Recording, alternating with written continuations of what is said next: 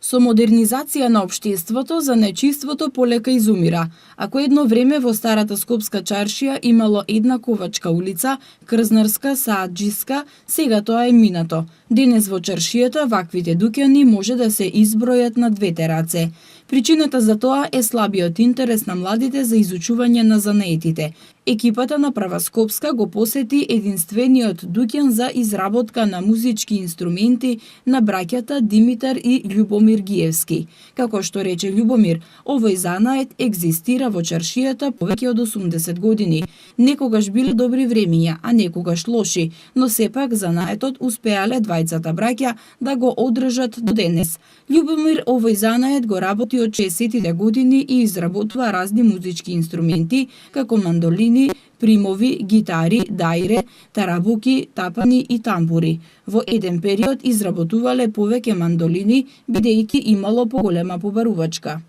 Период изработувавме повеќе мандолини, затоа што во Титова Југославија имаше оркестри по основните училишта и се бараа многу мандолините и ги заработувавме масовно за фирмата Македонска книга, која ги праќаше во сите школи и ги продаваше на ниво на Македонија и низ Југославија. Меѓутоа тој период згасна. Сега училиштата не можат ни жици да си купат, а камоли мандолини да купат. Малце е тешко.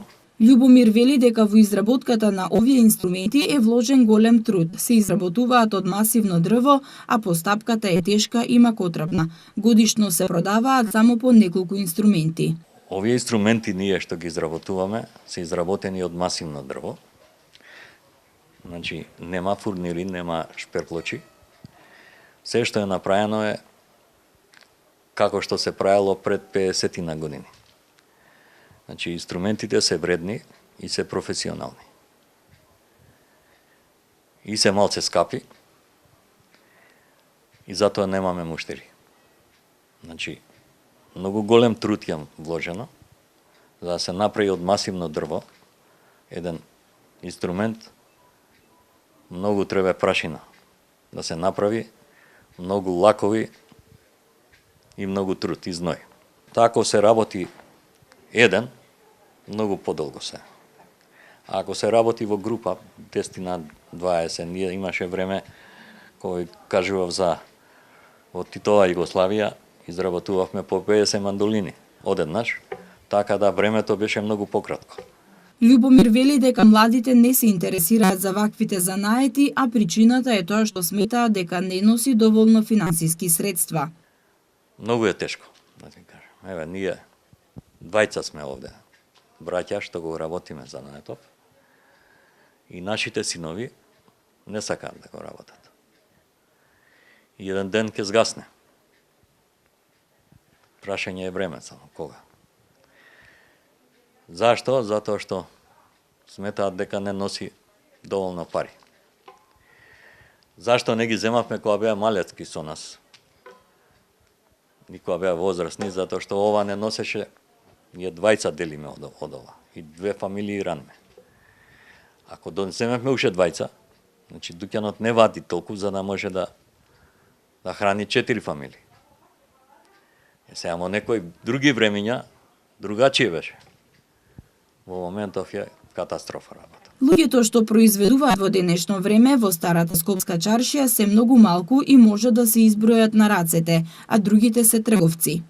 Па да ви кажам, луѓе што произведуваат нешто, без разлика, еве го шапкарот до мене, производител.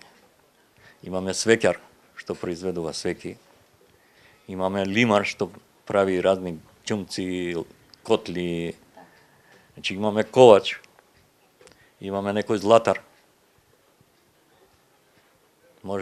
имаме шнајдер еден, на прсти може да се избројат, на двете раце, и толку. Сите други се трговци. Значи, најстрашно е што во еден период луѓето како стареат, така си заминуваат. На прашањето што можат институциите да направат за да се подобри состојбата со занаечиството, Љубомир вели дека доколку се оформат оркестри, тој е тука да прави инструменти. Ако некој реши да оформи оркестри во основните училишта, јас сум тука да правам инструменти. И тоа ќе направи мојот занат да живее. Значи, ќе запослам луѓе, јас знам тоа да го правам, сме правеле масовно инструменти и ќе го научат занатот. Треба работа. Треба да ни се створи работа за да работам и да екзистирам и занатот да обстане. Ако вака само чмаеме и еден ден ќе не нема. И нема кој да го продолжи тоа.